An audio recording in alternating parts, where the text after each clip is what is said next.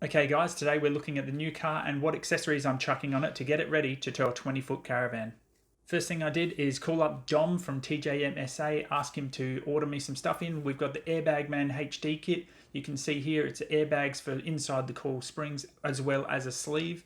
Here's some before and afters. You can see here we've got the Airbag Man inflators on the left and the Anderson plug in the middle.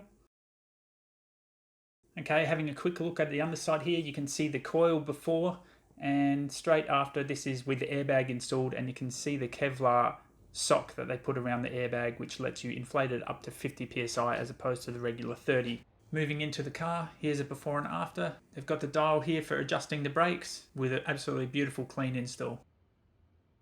Moving from there into the bonnet, most people aren't interested in this part, but I'm always curious to see how clean the install is, and as you can see here, you can barely tell it's not factory.